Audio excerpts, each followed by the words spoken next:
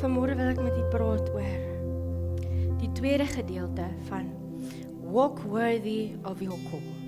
So dit is nou 'n geruime tyd wat die Here hierdie in my hart besig is om te openbaar en ek kan nie vir julle sê as ek myself kry en begin dink aan dit. I feel so undone. En dan beteken dit voel of ek ontrafel word by the goodness that I'm seeing. En dit voel asof binnekant asof I'm trembling because we are missing something.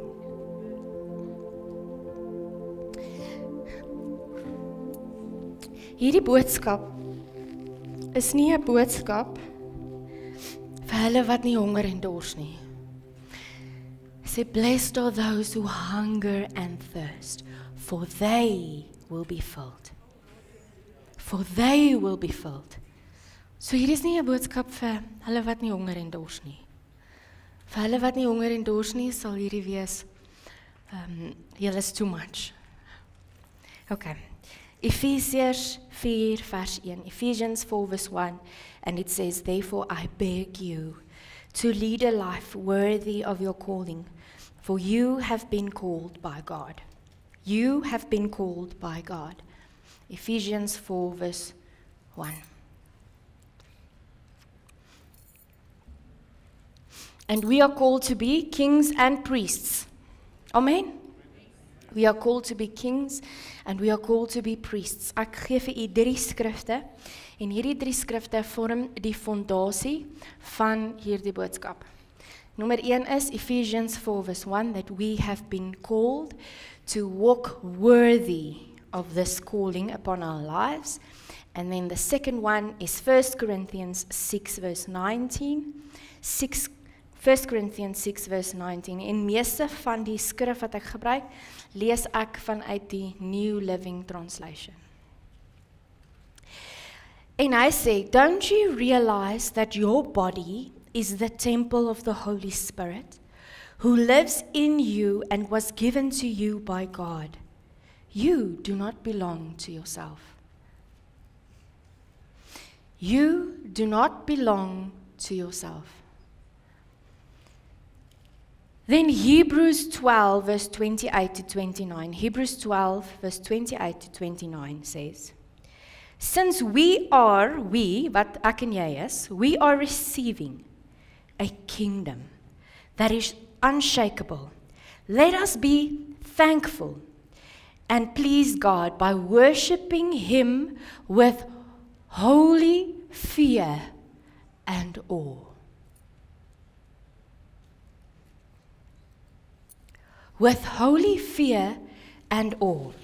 We need divine order to be restored to our hearts so that God can pour out His glory on the church again. Without divine order being restored, God cannot pour out His glory.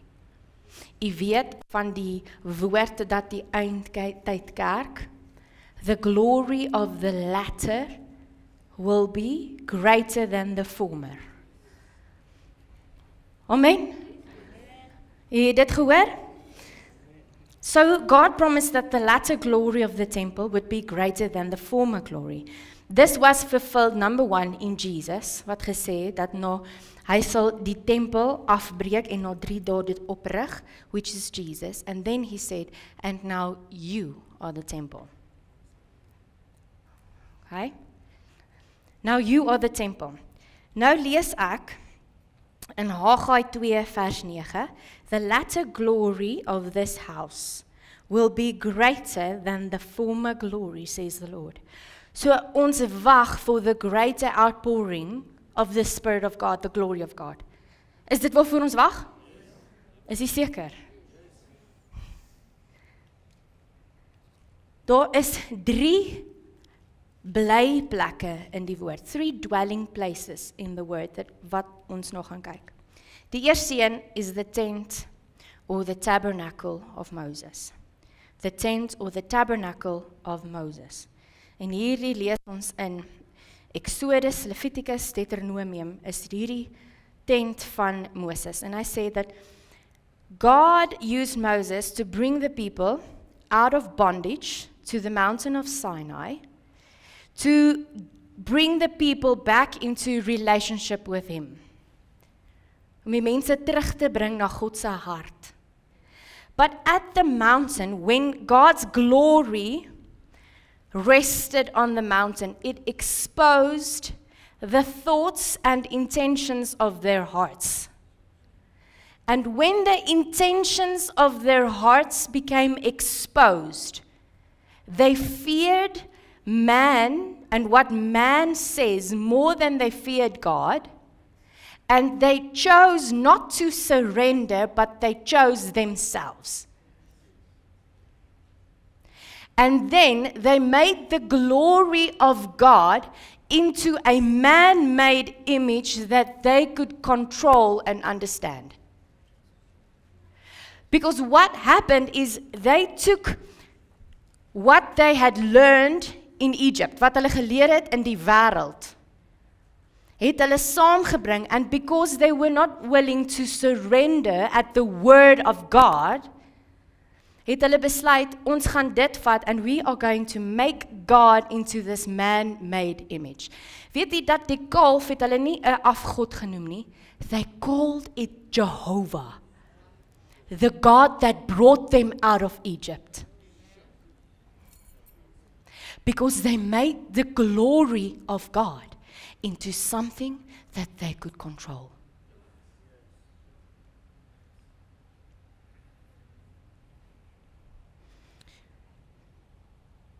This is when my mind says, yes, it's God that brought me out of Egypt, but my heart and my actions speak of a man-made God.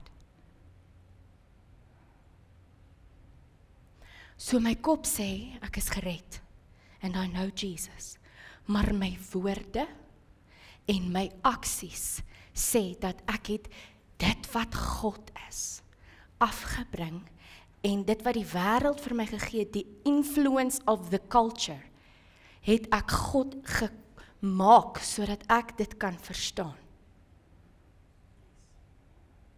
And the glory of God has left the church, and we do not know why.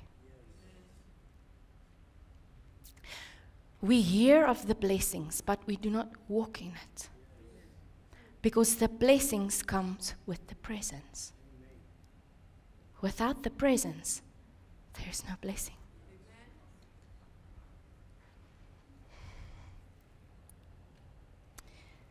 See, I obey scripture like it fits into my schedule. Want die Israeliete het geworship, they worshipped God, the one they made. The one that fit into their schedules, the one that fit into their times.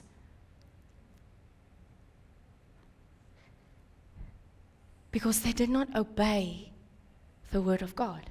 So ek maak soos ek wil, ek maak met mense soos ek wil, ek praat soos ek wil, ek kla, ek vra God, maar waar is U? Hoekom doen U nie dit nie? Waar is U nou?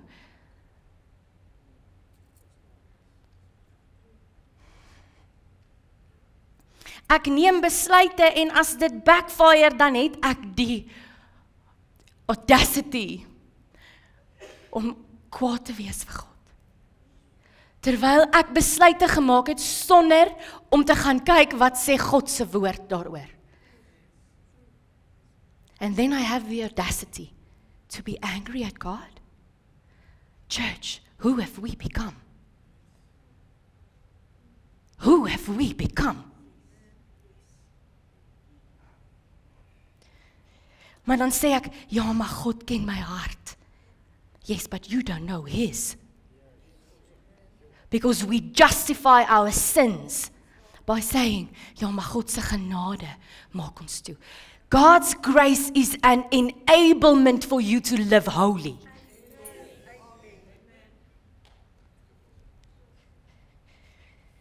You see, the walk of the believer, the walk of the bride, is the walk of the cross. Jesus sê, as jy my wil volg, beteken dit jy moet jou Wat opneem? So the walk of the bride is one of surrender.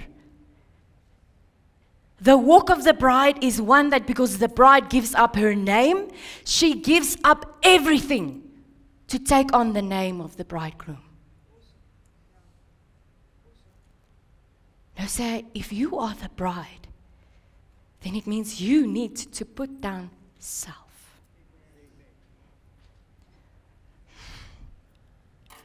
Nou lees ons in Isaiah 60, and we love this scripture.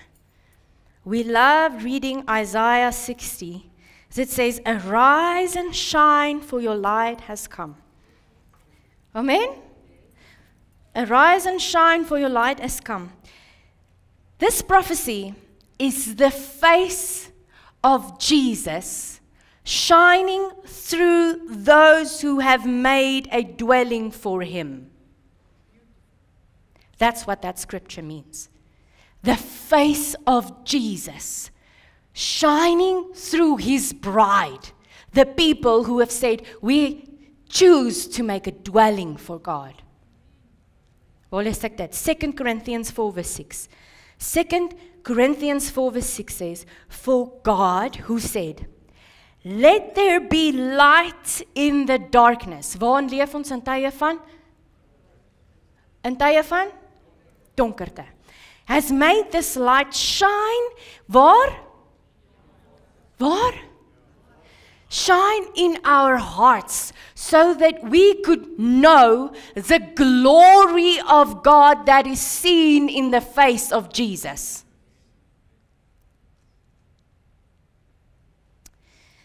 Jesus perfectly defines the Father, and he defines who God is by the cross, by going to the cross.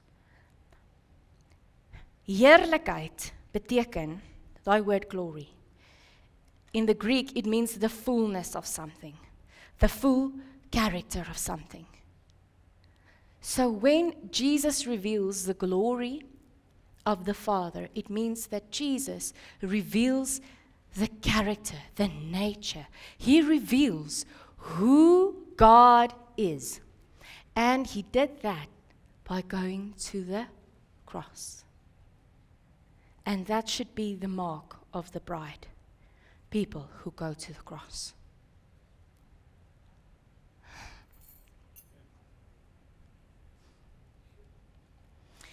God showed a pattern in Scripture before his glory could come. There had to be, jy kan hierdie neerskryf, en jy kan dit gaan sien, daar's 'n patroon reg deur die woord. Divine order, glory, and then when the people did not fear God, meaning they did not stand in complete obedience, complete surrender, then the judgment of God that came, het vinnig gebeur. Because we are not experiencing judgment, does not mean that judgment is not coming. Kerk, hoor wat ek sê. God is love, God is mercy. God is compassionate and faithful. But he's also a consuming fire, in which presence no sin, no flesh can live. See, we miss this aspect of God. Ons mis God se heiligheid. En nou weet ons nie hoekom is ons lewe in sy gemors nie.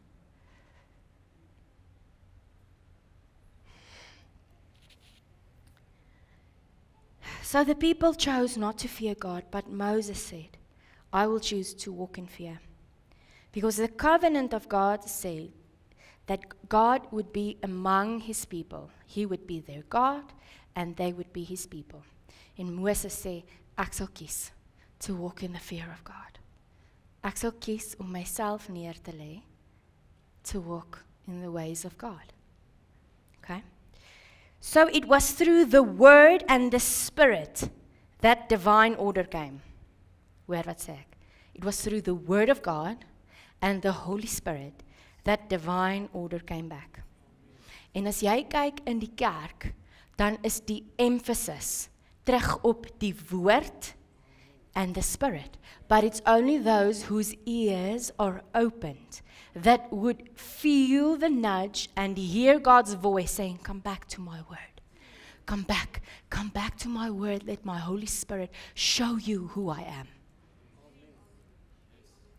Daar's 'n emphasis. Hoekom? Because God wants divine order restored in the hearts of man, who is the temple, so that his glory may come upon them, voordat Jesus terugkom. Why is Jesus delaying his second coming? Because the church, die bruid is nie reg nie. Die bruid se klere is vuil. And we justify it by saying, ja, maar God ken my hart.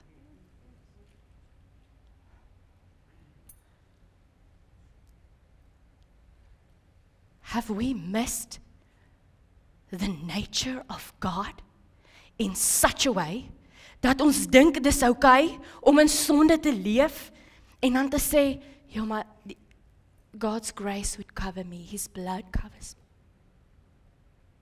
Ek praat soos ek wil, ek kyk waarna ek wil, ek doen wat ek wil, ek neem besluite soos ek wil.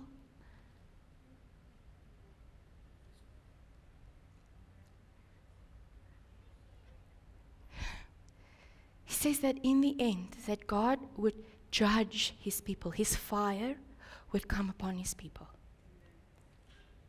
Nou as is hierdie nou 'n boodskap van, o Jesusie, iemand het vergeet van die liefde van God. No, it's in the holiness of God that we find the perfect love of God.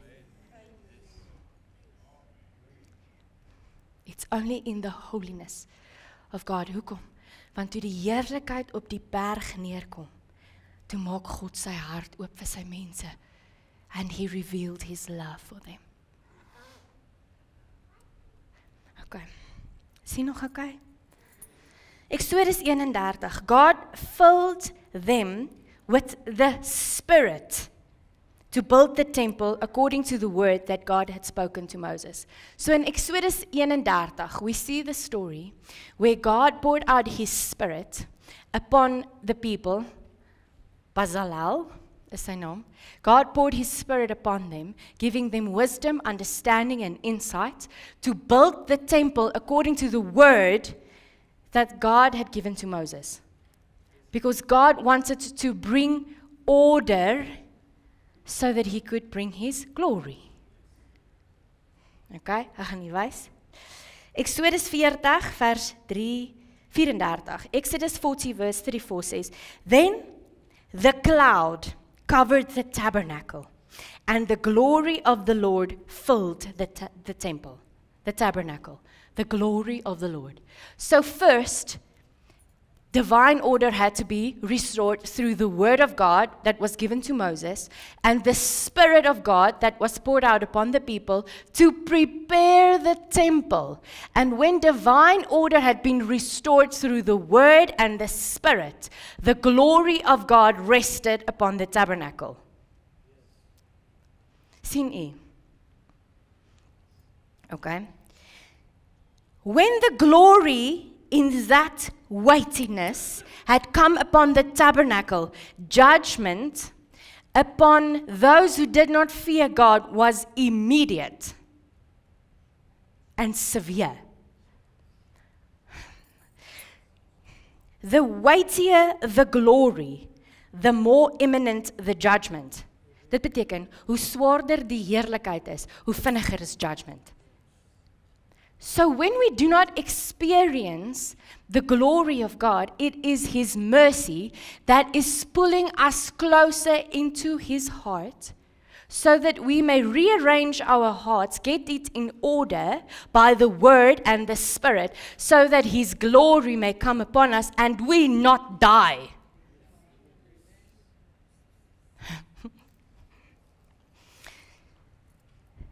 Leviticus 10. Leviticus 10. Leviticus 10.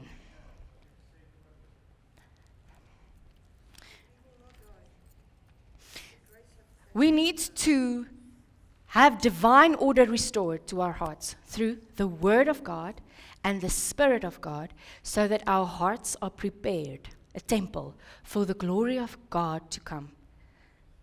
Hoekom? Want if we have a revelation of God in His Word by the Holy Spirit, we stand in fear of Him, which means that we tremble at His Word and at His presence. Which means we obey His Word immediately. Nie gedeeltes daarvan waarvan ek hou nie. Nie wanneer dit in my skedule pas nie. Nie wanneer dit vir my goed voel nie. Wanneer dit gemaklik is vir my. You see, the glory of God was uncomfortable for Israel. So they turned away into self. En hulle dink binne hulle self, gaan hulle dit kan doen. Okay, Leviticus 10. Wat het nou gebeur? So the glory of God had now come upon the temple, né? Hulle het die tempel gebou, and the glory of God had rested upon the temple. Jy verstaan tot daar. Then, Leviticus 10. Aaron's sons Nadab and Abihu, each took his own fire pan, put fire in it, placed incense on it, and presented unauthorized or profaned fire before the Lord, which he had not commanded them to do. They sought connection with God on their own terms. Profaned means that they took what was very sacred to God and they made it common. Hulle het gedink hulle gaan op hulle eie manier in die heerlikheid van God instap. Profaned, unauthorized, dit wat God nie gegee het nie. Because they had become used to the presence of God. Wanneer ons gewoond raak aan die teenwoordigheid van God, then we no longer fear Him and we think we can come to God in our own terms.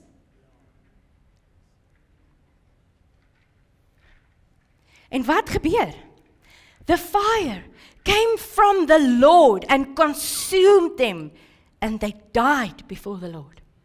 Die priesters kom in die teenwoordigheid van God in, and they made what was holy, the presence of God. They made it a common thing. And they came with their own terms, the way they thought. And they died by the glory of God. En toe kom Moses, en my sal nou dink, want dis hulle oom. My sal nou dink, hy kom en sê, "Ekskuus."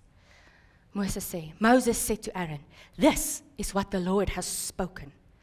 I will demonstrate my holiness to those who are near me, and I will reveal my glory before all the people." And Aaron remained silent. Hoekom? He said there that only those who live holy, God will reveal His holiness.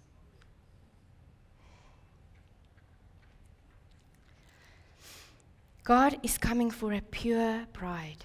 A pure bride. 1 Samuel 2-3. 1 Samuel 2-3. So 1 Samuel hoofstuk 2 en hoofstuk 3 sien ons weer 'n voorbeeld van God se heerlikheid in die tabernakel. En hy praat hier van Eli's sons. Nou Eli, sy seuns wat ook priesters was, they were even more wicked. Hulle het met die vrouens wat na die tabernakel toe gegaan het, hulle omgang gehad. The women that sought God. What is happening to so many of the pastors? The women that come to worship God. But there's no judgment. Why? Why is there no judgment on the... Wat het gebeur hierso? Hy sê in 1 Samuel 2, jy kan gaan lees in hoofstuk 2 en hoofstuk 3, that in those days, the word of the Lord was rare. And then it says, and the lamp of God had gone out. Die woord was nie meer daar nie. En die gees was nie meer daar nie. So then when they sinned, because the weight of the glory of God was not there, they no longer feared. So judgment was not immediate. Sien in die vorige storie, het die twee priesters gekom en hulle het net incense gebring wat gemix is. They brought mixture into the presence of God. Mixture. Is there mixture in your heart? Bride of Christ. They brought mixture and they died immediately. Hier het hulle doen hulle wat hulle wil in die tempel, but there is no judgment. Delayed judgment does not mean denied judgment. Just because it's delayed does not mean that it's not coming. Delayed judgment is the mercy of God, which means we are not getting what we actually deserve. Because we come to the presence of God, dink aan allerhande ander nonsens, terwyl ek nou net my vrou gevloek het in die kar. Then we come into the presence of God. Ek maak met die mense by die werk soos ek wil, ek maak besluite soos ek wil. Then we come into the presence of God. And the glory doesn't come. And we see no judgment. It's the mercy of God. That you do not get what we actually deserve in the presence of God. Hoor julle wat ek sê? Are you getting a picture of the holiness of God? Because we need the love of God. We do need that. Without the love of God, we would be nowhere.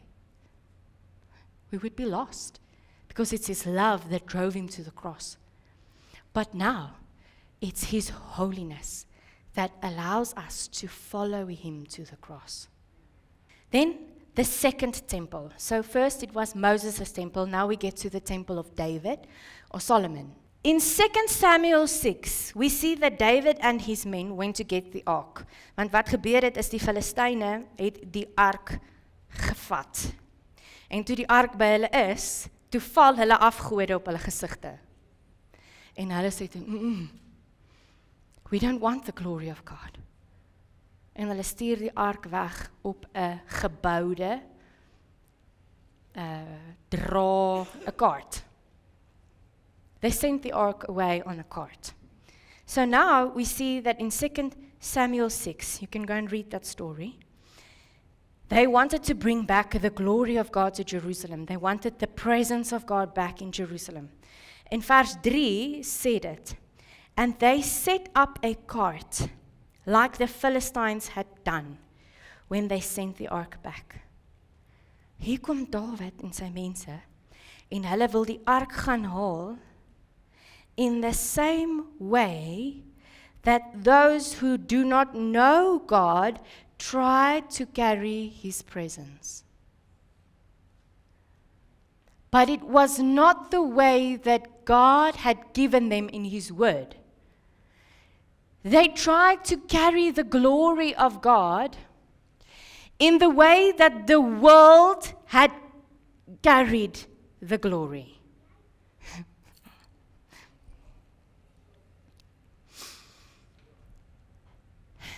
God's people that had to live by the word of God, thought to bring back the glory of God in the same manner that people did who had no knowledge of God. How much of the culture around us are we allowing in the way that we worship God? In the way that you, en ek praat nie eers hier net van die kerk as 'n geheel nie, ek praat van jy as die tempel. In what way are you allowing the influence of the world to determine how you carry the presence of God? Want waarna jy kyk, waarna jy luister, maybe the songs that you listen to sê nie dat jy met die volgende ou se vrou vat nie. But if it's bringing a separation from the presence of God, is it even worth it? God made us in a way that what we behold, we become.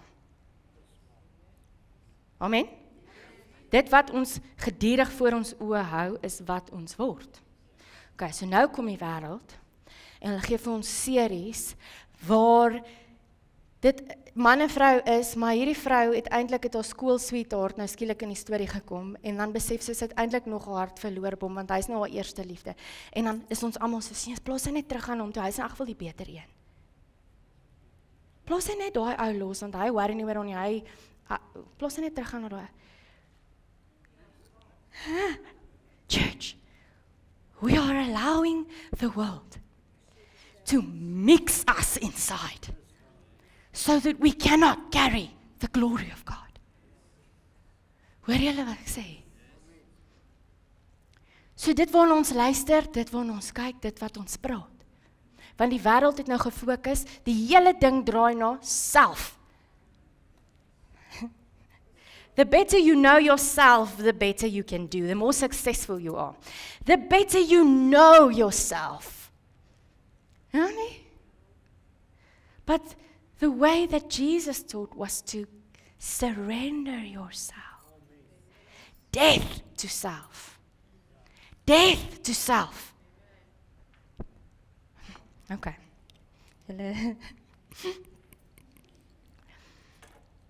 Okay, wat het gebeur toe hulle die ark bring op iets wat gemaak is soos wat die Filistyne gedoen het? The ark stumbled, the cart stumbled upon the stones, en Uzzah gaan uit om te keer.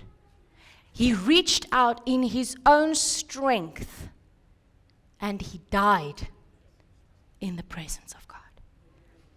When we continue to try to come into the blessings, the presence of God in our own strength,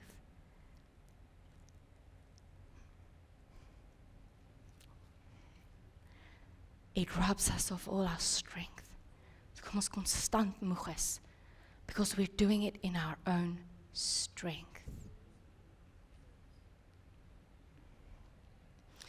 In verse 7, so 2 Samuel 6, this is still in die 6de hoofstuk. In verse 7 it says, Then the Lord's anger burned against Uzzah, and God struck him dead on the spot for his, what? His irreverence, his lack of the fear of the Lord, his lack of knowing the fullness of God.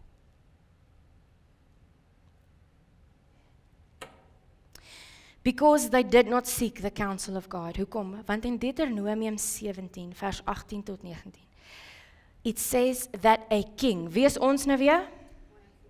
Wie is ons nou weer? Okay.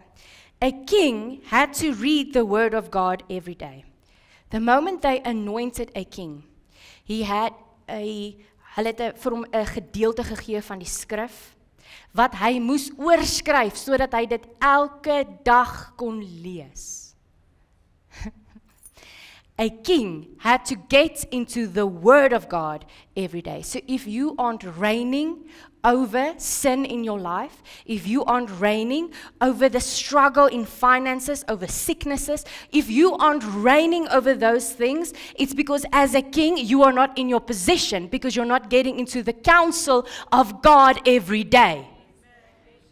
So you cannot reign as a king, which is your position, if you do not get into the counsel of the Lord. Holy Spirit. David did not seek the Lord. Wat het David gedoen? In plaas van om te gaan kyk wat sê die woord, hoe bring ons die teenwoordigheid van God na my huis toe? In plaas van om te kyk, het hy sy mense bymekaar geroep en gekookus. When we call people together and we caucus about a problem, only death is the result, because Uzzah died. When we gather with people to know what God wants us to do, death is the result. So then we see When Uzzah died, David was angry. Because whenever we are angry or frustrated, when God does something, it's because we do not have knowledge of Him in that area. If we are angry at God or frustrated in the way that God does things in our lives, it's because we lack the knowledge of God in that area. Because if you have the knowledge of God in that area, you would tremble at His word and His presence, which means that you will stand in the fear of the Lord, which means that you would surrender that area to Him because you know that He knows best. So if you question God in that area of your life, you need to get a revelation of God in that area of your life. If we walk through sorrows en ons kan dit nie hanteer nie, then we need a revelation of the man of sorrows. Verse 9 says, and David feared the Lord that day. Hoekom? Want David sien, I have not feared the Lord. So, wat doen David? Hy stuur die ark na Obed-Edom se huis. And it says in verse 11 that the ark remained in the house of Obed-Edom, and the Lord blessed him and his whole family. Because where the glory of the Lord resides, so does the blessing. Daar is krag in ons woorde, but only in the presence of God. Or else our words would be mixture. If we do not live holy and we put the word of God in our mouths, the words will be mixture. Blessing does not come on mixture.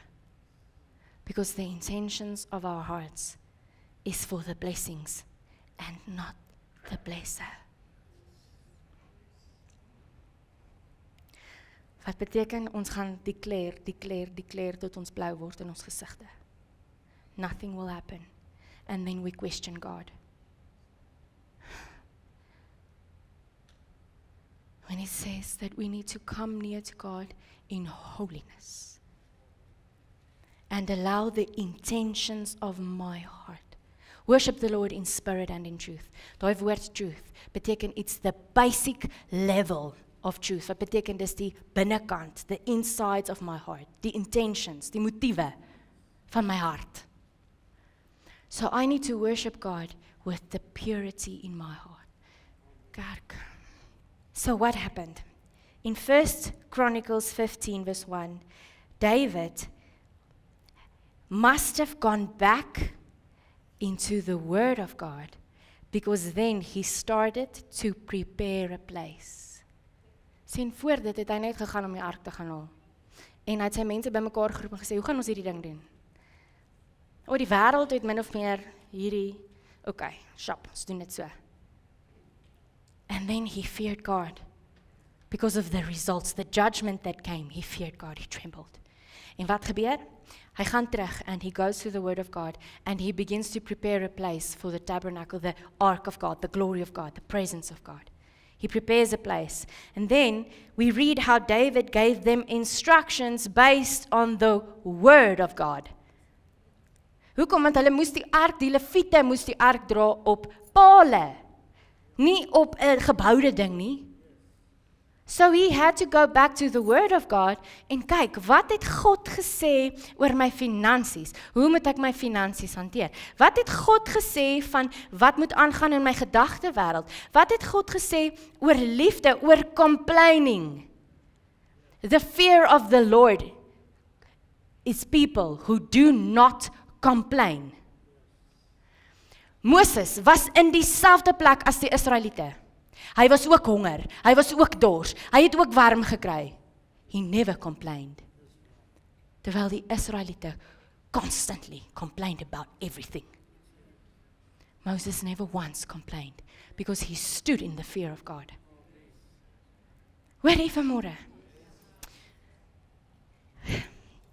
And I haven't gotten to the best part even. Verse 26 says, because God helped the Levites, God, the Spirit of God, helped the Levites who were carrying the ark. With whose help? With whose help? They carried the ark of the Lord's covenant. We need the Holy Spirit to carry the Word of God in our lives. This restores divine order, which brings the presence of God. Julle, the promised land is the presence of Jesus. The promised land is not the blessings. The promised land is not the blessings. It's not the blessings. The bride wants the bridegroom. As die blessings nie kom nie, if it doesn't come, dit wil vir die Here vertrou. Will He be enough?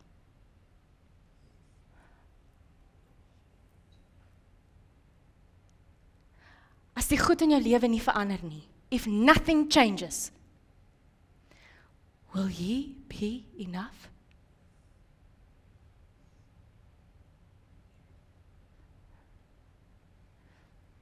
Will Jesus be enough? Because the bride, sy worry nie oor die troue nie. Sy worry nie oor dit nie. Sy worry oor die bruidegom. 1 Chronicles 22, they began the preparations for building the temple. They began the preparations. And then when we go to 2 Chronicles, so jy kan neerskryf, 1 Kronieke 22. En dan 2 Kronieke 5 vers 1. So all the work that Solomon did for the temple was completed. And then when you go down to verses 14 to 25, it says that the glory of God came upon the tabernacle that they had prepared in such a way dat die priesters kon nie verder aangaan nie. Weet jy, dan is daar 'n gemeente nou, wat nou 'n Sondag of 2 terug, 'n volle uur in doodse stilte gestaan het. No music, no singing, no crying, nothing. 1 hour. Standing in the awe of the presence of God. Sien kerk, what's the condition of your heart? Waaroor gaan hierdie hele boodskap vanoggend? What's in your heart? Do you have mixture? En as jy dink is vir die een langs jou, dan is jy in die moeilikheid. As jy dink dis vir jou man, vir jou vrou, vir jou kinders, vir jou baas, dan is jy in die moeilikheid. See, because God wants His glory to come back to the church. Hoe gaan die mense sien? Onthou jy laas ek het gesê, jy nie moeg vir kerk speel nie. Soek jy nie the real thing nie. So the only way it's going to come is when we host His presence. We cannot host His presence if we have mixture inside. Gaan oor wat's in jou hart. Hy sê, want nog voordat jy, moenie eers dink aan sonde met 'n ander vrou nie. Moenie eers dink daaraan nie. Do not complain about everything. We do not know the heart of God. Because we do not fear Him. Hoe weet ons dit? Hoe weet ons dat ons nie vrees het vir God nie? We do not obey His word. Because people with the fear of the Lord will obey the word of God. They will obey the word of God. En as hy sê dat konings is elke dag in die woord. Nou wil ek vir julle lees Haggai 1. Haggai 1. Because now we get to the third temple. And the third temple is wie? So eerstens het ons die patroon gesien. We need divine order. And when divine order comes, then glory comes. Okay? Amen? Okay? So eers gesien Moses and the tabernacle, and then we went to the temple with David and Solomon. Now the third one is us. Want ons moet die patroon sien waarmee God werk. Okay. Nou lees ek in Haggai 1 en ek begin lees vanaf vers 2. As jy jou Bybel by jou het, kan jy oopmaak by Haggai. By Haggai. And this is a prophetic book for the times we are living in. I say, the Lord of the armies says, these people say, the time has not come for the house of the Lord to be rebuilt. Ons kan maar aangaan en eers maak soos ons wil. Okay? The word of the Lord came through the prophet Haggai. Is it a time for you yourselves to live in your paneled houses while this house lies in ruins? Wat sê dit? Is dit tyd vir julle om te fokus op julleself en julle eie geboue en julle eie dinge, your own strength, your own wisdom? Terwyl die tempel wat God wil hê jy moet bou, 'n plek wat jy moet regmaak vir hom om sy heerlikheid te bring. Okay? Now the Lord of the armies says this, think carefully about your ways. Think carefully about your ways. They had to consider the way they were living. They had to consider the way they were living. You have planted much but harvested little. Dis wanneer die gaatjie in jou beursie is. Nog voor die einde van die maand dan is die geld ook klaar. Hallo? Okay. You eat, but you never have enough to be satisfied.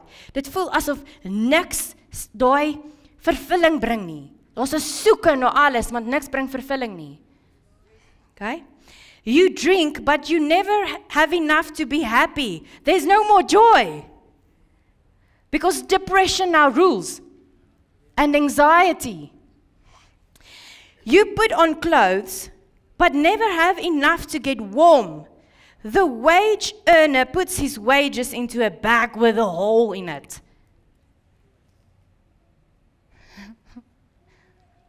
Sien julle dit om julle? Ek wil net sê sien jy dit hier nie, so. The Lord of armies says this, think carefully about your ways. Church, think carefully about the way you are living. Go up into the hills and bring down the lumber and build the house, and I will be pleased with it and be glorified. It was time for the people of God to start living their lives to please God instead of themselves. We need to live to please God, nie onsself nie. Whenever we put out the pursuit for the blessings, wanneer ons die soeke na dit wat ons benodig groter maak as die soeke na hom. Ek gaan net vir julle lees. I say, you expected much, the blessings, né? But then it amounted to little, we don't see it. When you brought the harvest to your house, wie brought die? The Lord, I ruined it. Kerk, I ruined it. Why? This is the declaration of the Lord of armies. Because my house still lies in ruins, while each of you is busy with his own house. Besig om jou eie huis te bou, jou eie self, jou eie wil, jou eie idees, jou eie planne. Terwyl God sê, ek wag dat jy die huis bou. Prepare die tempel for the presence of God. Nou wag ons vir die blessings, want ons praat van blessings, but it's not coming. En daar's 'n gat in my sak, en dit gaan deur, en joy kom nie, en ek verstaan nie, daar's nie vervulling nie, en daar's nie al hierdie goed nie, terwyl ons daarvan hoor. Building your own house. So on your own account, wie se account? The skies have withheld the dew and the land its crops. I have summoned a drought. Droogte. On the fields and the hills, on the grain, new wine, fresh oil, and whatever the ground yields, on man and animal, and on all that your hands produce. Die Here bring 'n droogte. Wanneer ons begin fokus op die blessings. You see, we have a jealous lover. So when we start focusing on everything that he can give us, dan bring hy 'n droogte. Want as dit droog genoeg word, then we will turn to him. And he wants our hearts.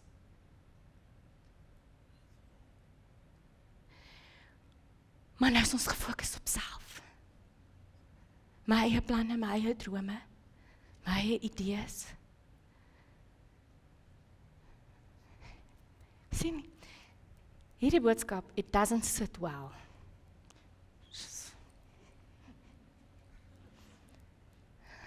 It doesn't sit well. Because it's asking the self to yield. En die self sê, ek like in beheer wees.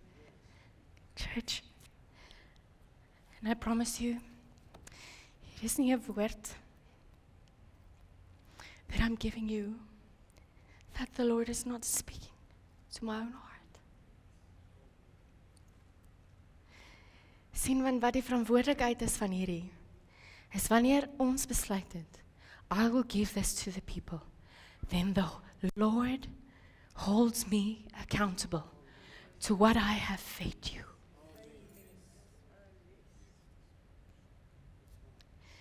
So if I do not tremble at this word, I cannot feed you with something that I'm not willing to eat myself.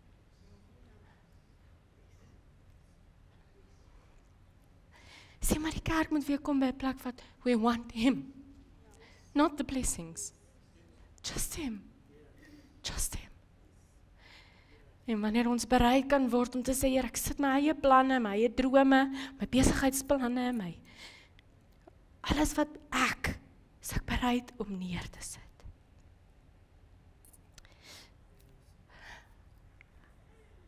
So that he can be enough. Just him. Divine order must be returned to the hearts before the glory of God can be seen. It's the face of Jesus shining through our lives. Johannes die doper. Wat het Johannes die doper gedoen? Sien, want wat hy hier sê verder in Haggai, is dat in vanaf vers 12, sê hy sê, the entire remnant of the people obeyed the Lord their God and the words of the prophet Haggai, because the Lord God had sent him. So the people feared the Lord. So the people feared the Lord.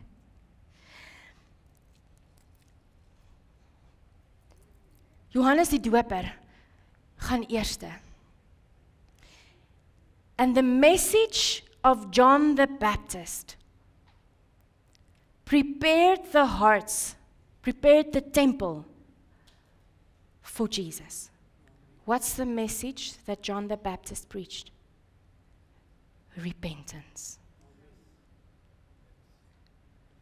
Repentance is the message that John the Baptist preached. What is repentance? A turning away from self.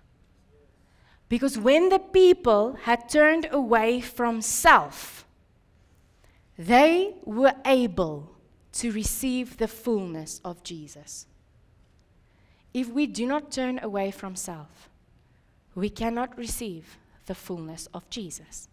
Repentance is living by faith and obeying what God asks us.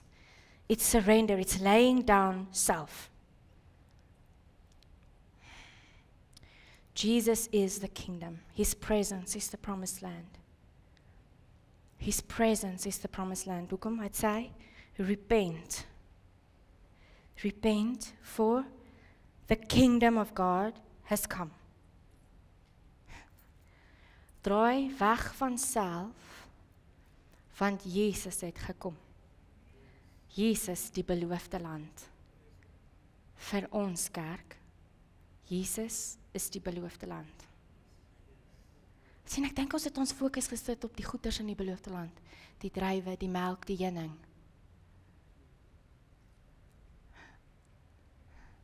But Jesus it's His presence. His presence. Holy Spirit, this is your people. This is your bride. Heilige Gees, die nudge, die trek, Die roepe na skoon lewe, so that you can pour out your glory is so strong.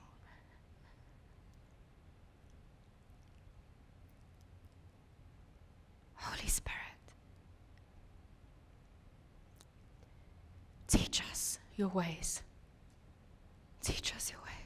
Ek besef dat hierdie woord is nie 'n maklike woord om te hoor nie, want hierdie is vir 'n bruidskerk. See, because people who fear the Lord are open for words that are painful, because they long for God. And when we long for God, ever so often, we need to be corrected. Hoekom? Want ons draai na onsself toe, gereeld. Ons draai gereeld binnekant toe, want ons leef in 'n kultuur wat sê, alles gaan oor self. En nou sê hy, dat ons moet oppas vir dit. And the only way that we can keep the world away is when our minds become renewed as kings in the Word of God, and by the Spirit who reveals the face of Jesus. The Spirit of God reveals the face of Jesus. Hierdie volgende gedeelte van die boodskap is die crux van dit. I would rather teach the last third next week. Dat jy kan gaan dink oor die patroon wat God gestel het. Divine order, glory, and when there was no fear of God, judgment. Okay? It does not mean that God does not love us. It's because of His love. Because God is holy. He does not have holiness. He is holy. Wat beteken dat sonde en vlees kan nie leef in sy teenwoordigheid nie. Nou sê hy that He wants to live not only among us, but in us. And the only way that He can come in us is when we are holy. And the only way to get to holiness is repentance. Repentance is 'n konstante wegdraai van self. Konstante wegdraai van self. It's not a one thing. It's something that we will do for the rest of our lives until Jesus comes. Repent, repent, for the kingdom of God is at hand. When you repent, the presence of God can come. When the presence of God comes, blessings comes with it. Maar die ding is, what's the motive of your heart? Is it for the blessings? Because then it says that God will bring a droogte. Haggai sê dat God sal die droogte bring. Sien, ons dink nie aan God so nie, kerk. We have forgotten God se almag. It's because He loves us. It's because He loves you. It's because of His love. Hoekom? Want hy wil homself aan jou openbaar. God sê, dat aan hulle wat hom vrees, God openbaar sy covenant. God reveals His covenant to those who fear Him. It's the friends of God. Not everyone is a friend of God. Not everyone is a friend of God. En ek gaan net hier. Not everyone is a friend of God. Abraham en Lot. Abraham het gesê, I will surrender. Hoe weet ons dit? He obeyed the word of God. Waar sien ons dit? Hy wag jare. Vertrou die Here vir 'n seun. And then God sends His son, and then God asks him, gee my dit wat vir jou die belangrikste is. Surrender the thing that is the most important to you. En Abraham dink nie daaroor nie. Hy kookus nie met sy vrou daaroor nie. He went to bed, and the next morning he got up and hy sê vir sy seun, kom. And they went to the mountain, and when he was about to sacrifice Isaac, God said, wag. I now know that you fear me. I now know. Kom, you obey the word of God. If we become a people who obey the word of God again, church, God will reveal His glory in ways that we have never seen before. because the latter glory will be greater than the former glory. Are you hungry? Are you thirsty? Are you willing to die? Moenie net sê ja nie. Want as jy sê ja, he's gonna bring it. He's gonna give you your cross. He's gonna give you your cross. So moenie net sê ja nie. You have to know him first. If you know him, it becomes easier to take up the cross. Why? Because he's your refuge. My comfort. My safe place. Abraham en Lot, nou sê hy, dat God wou, omdat Sodom en Gomorra aan soveel sonde geleef het, en ek is besig om klaar te maak, maar ek gee jou iets om aan te dink. Omdat Sodom en Gomorra aan soveel sonde geleef het, stuur God sy judgment oor Sodom en Gomorra. Maar Abraham was God se vriend, because he feared God, and he obeyed the word of God immediately. So he was a friend of God. I will never sing I'm a friend of God in the same way again. He was a friend of God. En God sê, kan julle dink, God openbaar dit waarmee hy besig is aan Abraham. See, when we become friends of God, by obeying the word of God and standing in fear, he will reveal his ways to us, and we will not question him. Okay. So then, sê God vir Abraham, ek gaan Sodom en Gomorra uitwis. Nog voordat God dit doen, sê hy vir Abraham, ek gaan Sodom en Gomorra. En Abraham dink, maar Lot bly daar. Maar Here, sê nou maar, daar's net 'n handjievol mense wat nog skoon leef. Here sê, okay, as daar 50 mense is, sal ek dit nie uitwis nie. En Abraham dink, okay, maar wat nou? Okay, Here, maar as daar 10 mense is. Okay, as daar 10 mense is, kan julle dink, dat Abraham is in so 'n verhouding met God, dat God sy planne aan hom openbaar.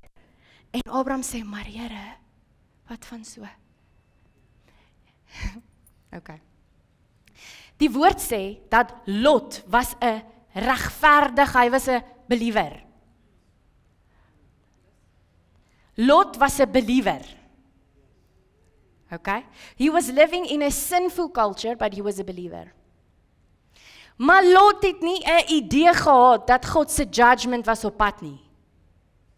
He was a believer and Abraham was a believer. But Abraham became the friend of God because he feared God and obeyed his word. Lot was ook 'n believer, a righteous man. The word of God says that Lot, hy was 'n regverdige, righteous man. Hy het nie 'n idee gehad that God's judgment was on his way. Because God reveals his secrets to his friends. So as believers, we can walk in this lekker, everything is, and we have no idea what God is doing. Because we no longer fear him. We have made the very thing that God says is holy, we've made it common. Are you willing to die, church?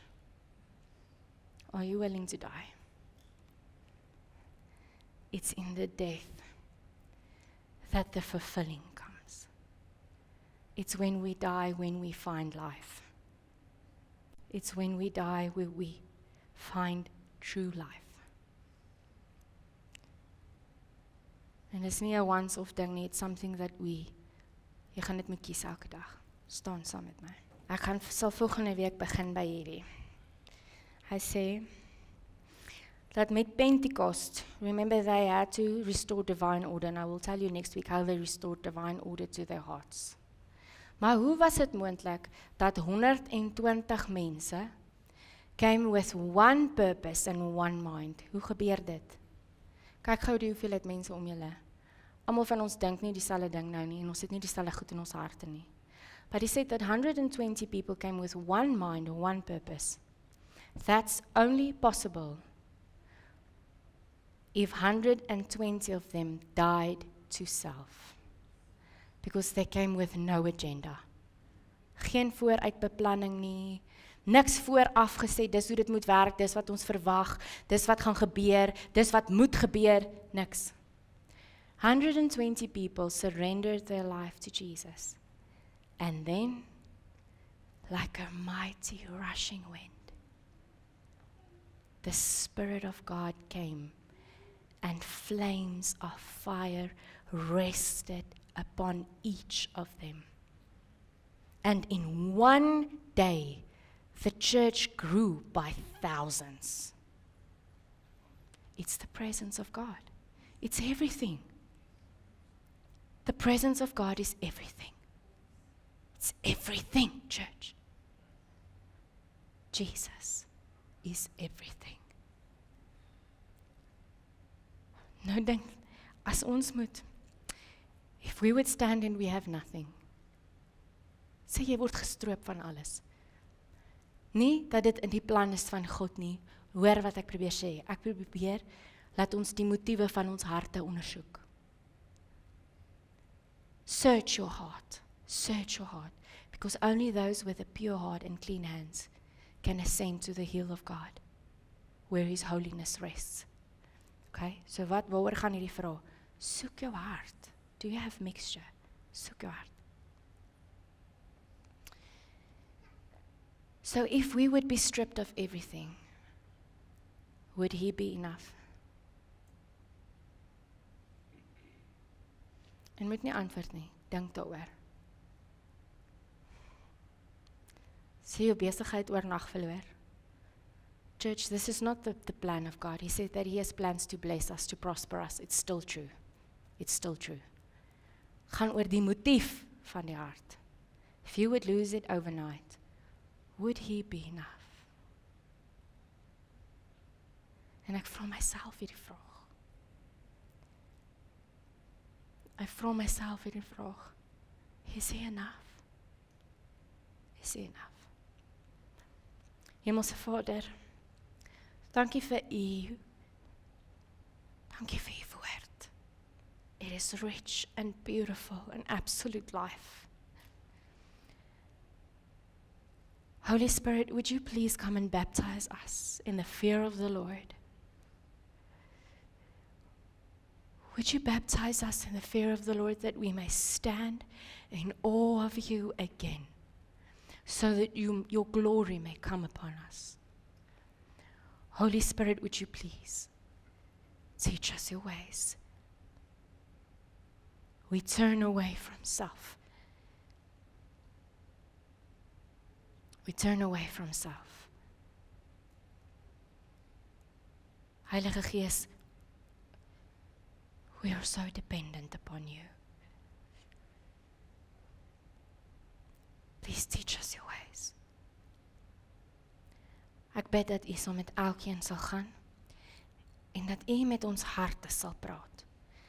Ek bid, Heilige Gees, please open the ears of the bride so that she may hear Your voice.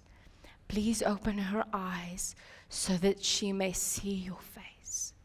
Please open her nose so that she may have discernment to know between the Spirit of God and the spirit of the world. And Lord, may You touch our lips with the coal, that our words may be pure.